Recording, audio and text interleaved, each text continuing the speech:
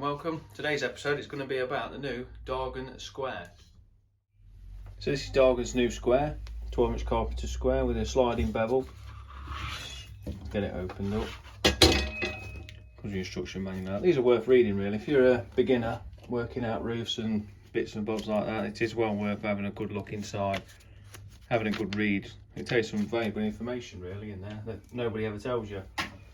So the square in itself is a copy of the original Stanley. I presume that this one has had the pattern has ran out now, so now allowing the people to make their version. So, but this is identical. It even looks like it's using the same font, same sort of numbers, same everything really.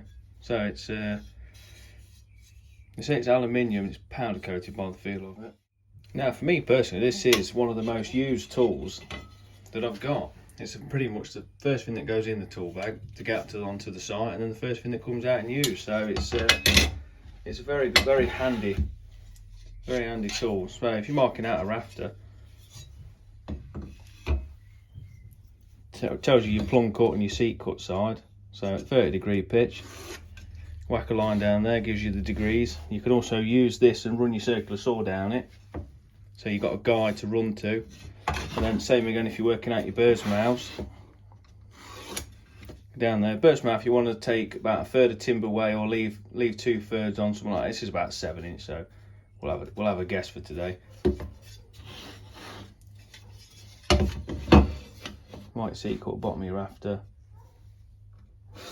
And remove that. So now you've seen that, you know how to put a roof on. So it's yeah, it's a nice bit of kit really. I've been quite impressed with it up to now. So we'll just see how the paint wears on it. As you can see, the Stanley one's got absolutely nothing on it. So, but you know, you really do struggle to read any of this. So I did think about one day sort of painting inside the numbers and sanding it back down, but I think for this was 38 quid off Amazon. So you can't really argue with the price of that really. So all in all, not bad.